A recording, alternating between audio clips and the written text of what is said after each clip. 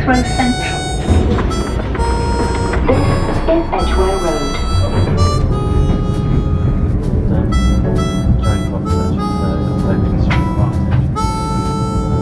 Oh my god, so beautiful.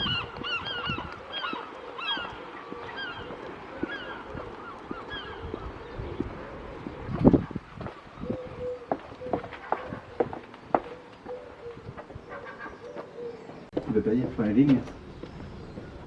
Necesitas ir a la escalera manchada.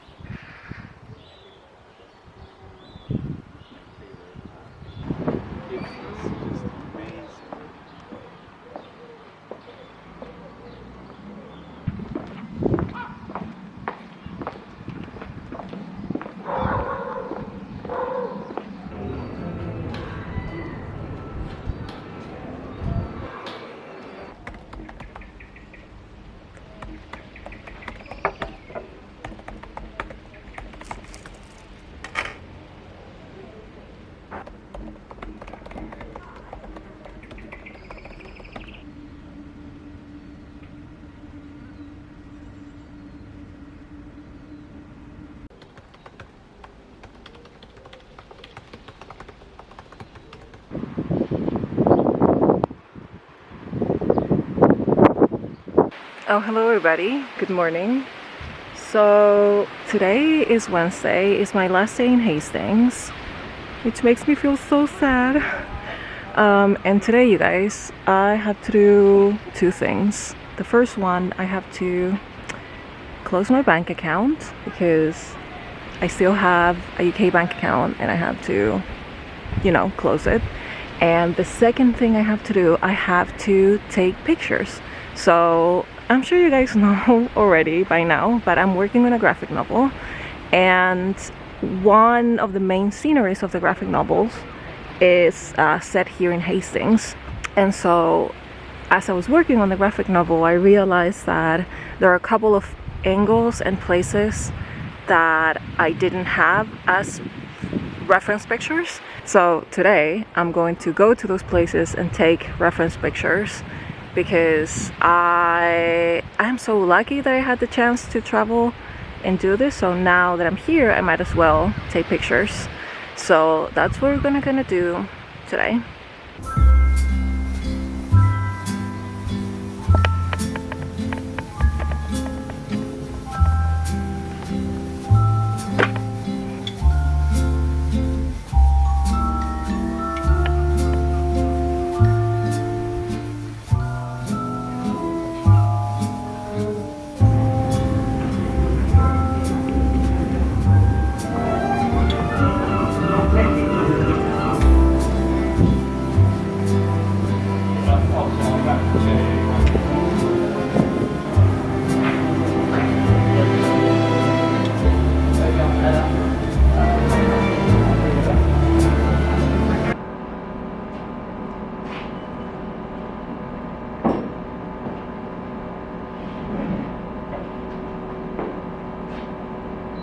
When I was working on the backgrounds for the graphic novel, I was already living in New York City. I think it was my second year living in Brooklyn. And I had this idea that the main character, Molly, was living in Hastings, because I lived in Hastings for a couple of years. And it's such a beautiful town, and it had so much character. It's almost like another character in the story. And so when I was living in Hastings, I remember there was an apartment that was for sale. And even though I didn't have the money to buy properties, every once in a while I will go, I'm sure we all do this, property for sales website. And I saw this really cool apartment near Old Town, and I actually saved the pictures, you guys, of the apartment and how all the rooms look like, how the kitchen looks like. And I think it was Ed who shared with me a couple of pictures he took of the city, and so I grabbed those pictures as a reference, and I also use my good old friend Google Street View in order to have like a better sense of what her apartment looks like. And now that I know exactly which building it is and which apartment it is, I went there and I took pictures, which was so cool, you guys. I've said and I've shared this a couple of times with you, and I'm never gonna get tired of saying this out loud, but I am a firm believer that as an artist, you must use reference pictures. I used to believe when I was in my 20s, like late 20s, that Illustrator was professional when they were able to replicate and draw everything from memory. And it's so lovely to change your mind because that couldn't be far from the truth.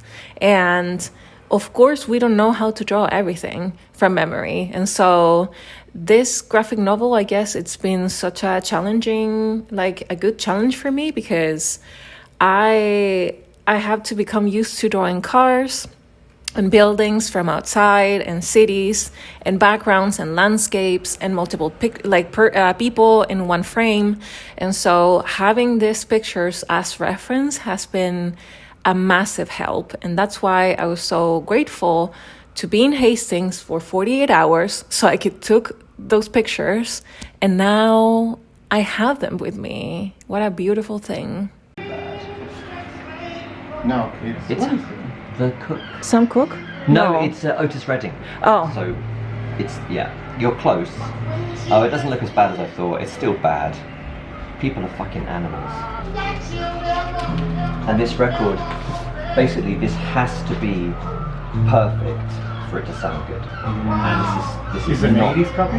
Yeah, 1985. And I don't know if you can see, it looks okay. Oh, but it has like lines. Lots of light scratches, but it sounds like shit. Really? We're still thinking about the Fabio video. Yeah. It was quite graphic. See, because I've seen it a few times, so for me it's like, yeah, but if you've never seen it before, it's quite shocking. It's grim. Oh man. Oh, I'm sorry guys. Sometimes it will be that someone with a shit record player plays it, and if it's a shit record player and it's too heavy, you can just even it can still look really good, but you've permanently damaged the record. Thanks for waiting. Just so you know, there's also lots of help and advice on our website. Go to gov.uk and search self-assessment. Thanks for waiting. One of our advisors will be with you as soon as possible.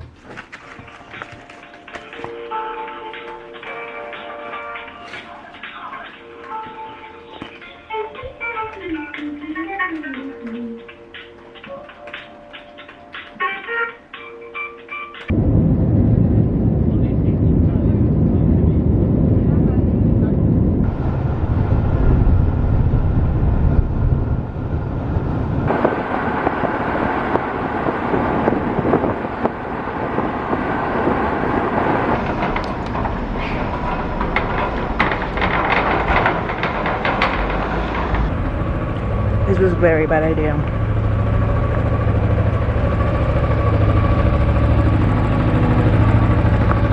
It's currently 6 p.m. and we are on our way to the first day of the workshop. So the first day, it's Friday from 6 p.m. till 10 p.m. It's never the case. We never make the workshop until 10 p.m. And tomorrow Saturday is going to be all day long, and Sunday is going to be all day long. And I'm less nervous than the first time I did the workshop. So this is the second workshop we do. Last one was last week. And it's great because we already did pretty much the hard work was already done, because we're repeating the workshop. And yeah, it's so freaking hot, you guys. It's very hot, but I'm eating a delicious nectarine. God, you guys in Seville have the best fruit, and I'm a Chilean. I know my fruit, but you guys have really nice fruit. Is that right, Ed? Are you enjoying the fruit? Oh, I'm just almost done. So amazing. Spread it around. And divide it in two. So you can maybe like fold it. It's enough. So you can have two. So here's what we're gonna do. We're going to generate characters out of thin air. We're gonna pull them out of our ass and we're gonna create them. There are several ways of doing this. This is one way that I really like. Okay, let's go. Second, what did your character have for breakfast?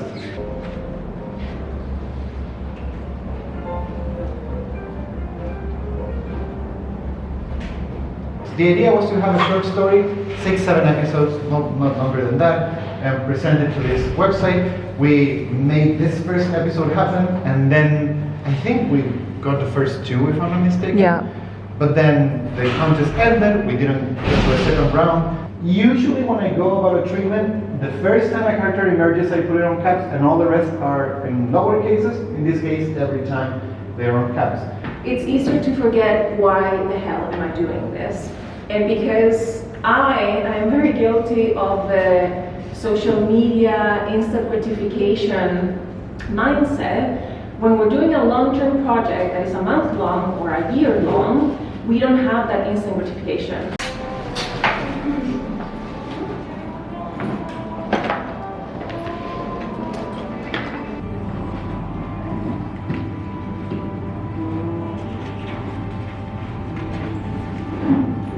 Ahora traemos el clamato. Esta es la cerveza sola. Vale, o sea que la cerveza sí que se vale. I don't know which one is mine. Cuidado.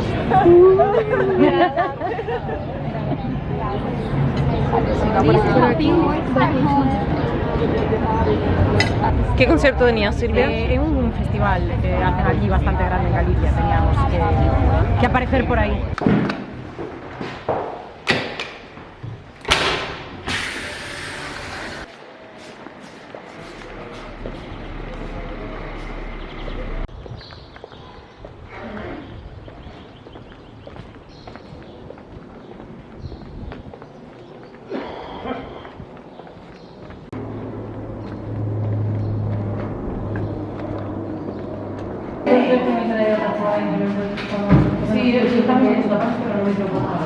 Usually long and thin, especially if you're already, if this is like a chapter in between or like a scene in between, you don't need a massive establishing shot. And so it could be as simple as, for example, maybe like I can even go crazy and draw on top of a frame. And so, for example, if this is Dave being absolutely I hope he's not allergic to cats. Gasp. And be like, oh my god, God is coming to my arms. And so we see like lines of action. Surprise. There you go, shitty haircut.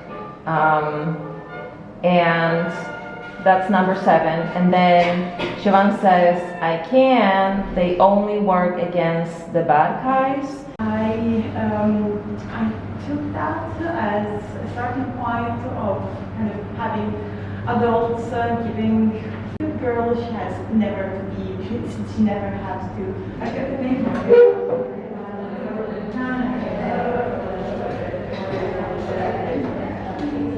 And I find that it's so important to have an inner dialogue with ourselves because it's having like a compass and we know where we're going or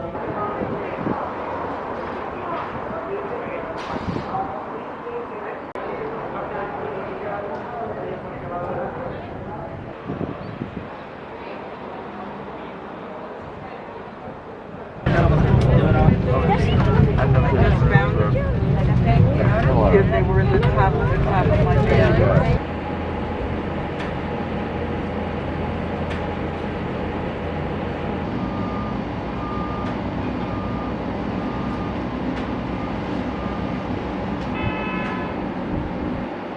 Good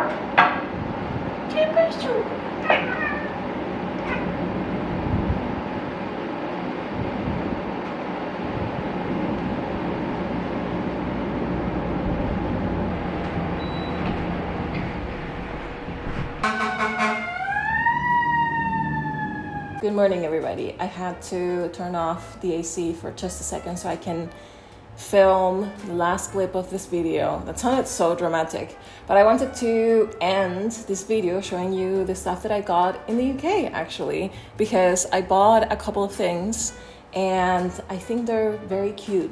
Also, it's such a hot day. Hamburguesa and I are absolutely melting. So I think we can start with like the random bit first. I bought this very cute, I don't know if you can see it, but it's a very cute Moomin mug. I've noticed that Moomin merch here in the US can be very expensive. So when I went to Hastings, I noticed that there was a store that had a lot of very cute Moomin stuff, and I've always wanted to have one like ceramic mug, but they can be really pricey.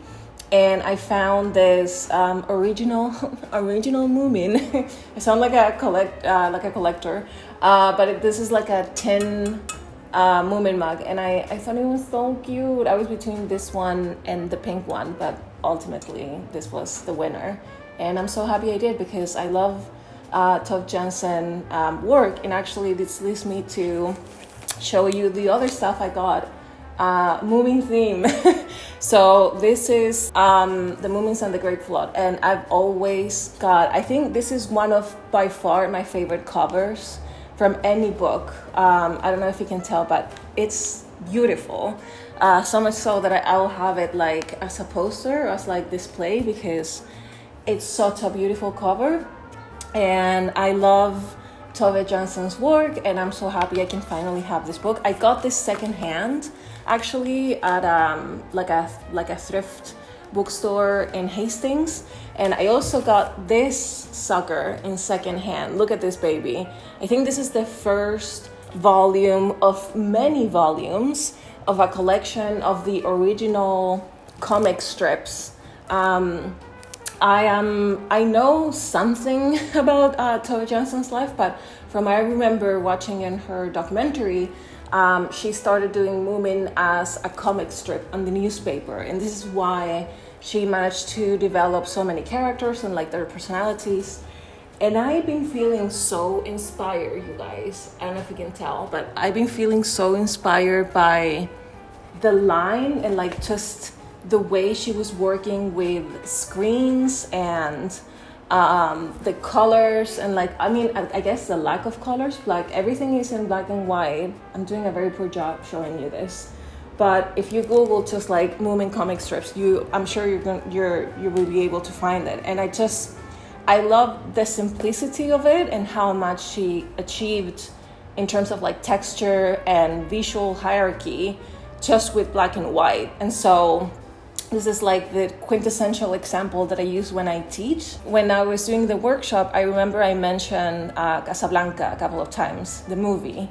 And if you haven't watched Casablanca, I really suggest you watching it, or at least like some bits, because it's still like a really long movie.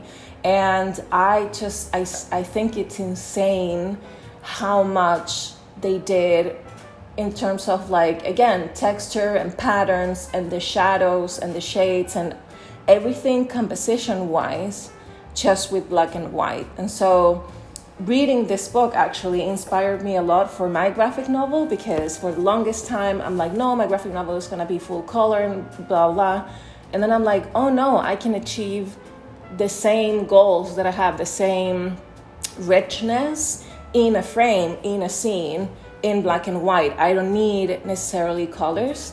And this is when I apply the less is more mantra that I learned in graphic design. So anyway, I love her work. I'm so happy I finally got some books by her. The last thing I got is this Moomin greeting card. It's so beautiful. I will definitely frame it, because just like, again, the simplicity of the scene. There's not a lot going on, yet at the same time there's so much happening, and it's so simple, you guys. I think this is why, man, I'm in love with her work. And I've been for a couple of years, so I'm so happy I can finally have things by her.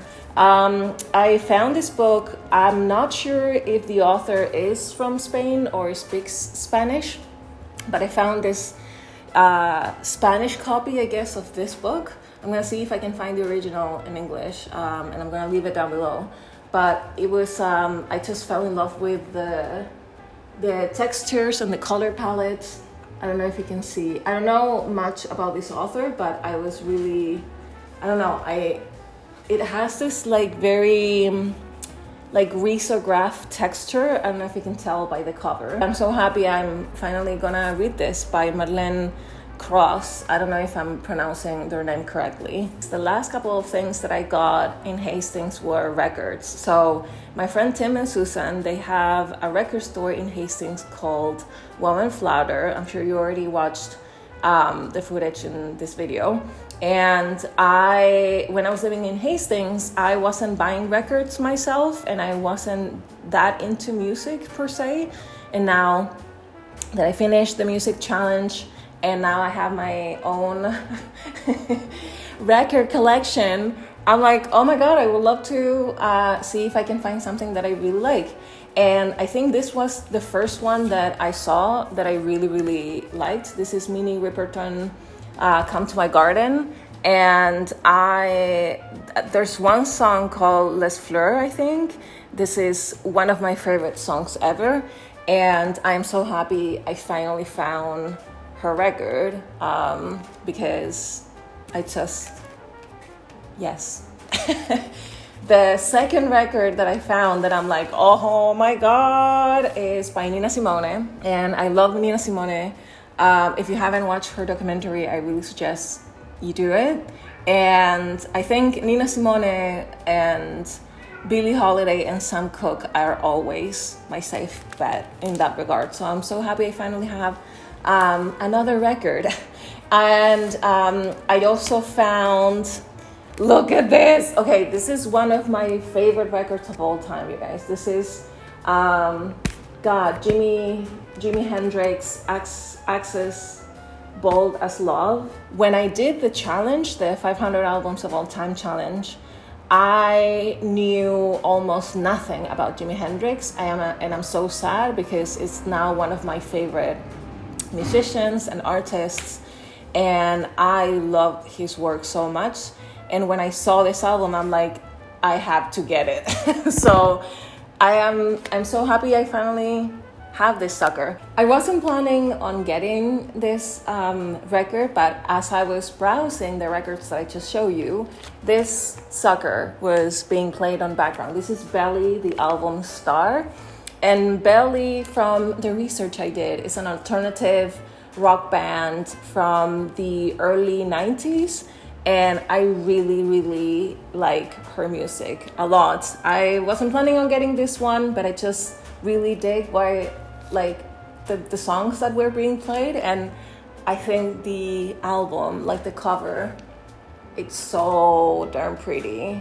You guys know that I'm a pretty visual person, so if the cover is pretty, and most likely I'm gonna get it. So those are all the things that I got, actually.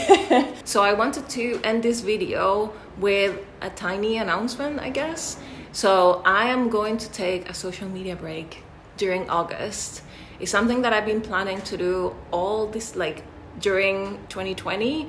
I've been thinking about it, and the idea came to me because my therapist was like, hey Fran, I noticed that you're super stressed and anxious. Have you ever thought of taking a social media break? Have you ever done it?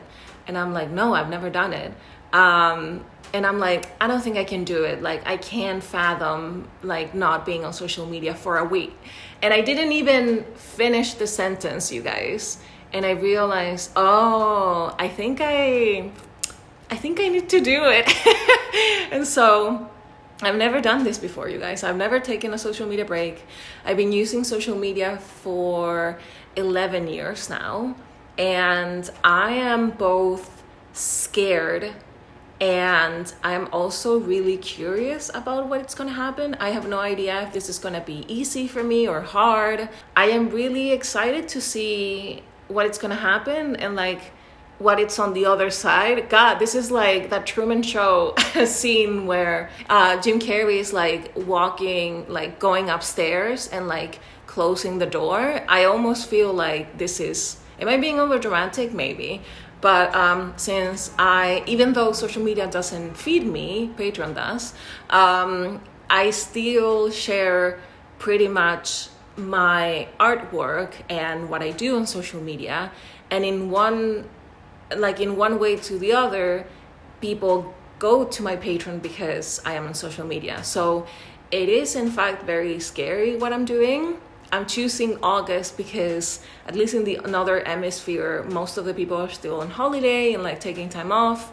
So I'm gonna be back on September 1st, and I cannot wait to share with you what was my month like. I'm doing this not only because of the negative associations with social media and like the negative side effects that come from it. It's also being really curious about what my life will be like without social media, just as an experiment. And right now I'm in a mental space, even though I'm dropping my antidepressants dosage and I'm feeling like more anxious than usual.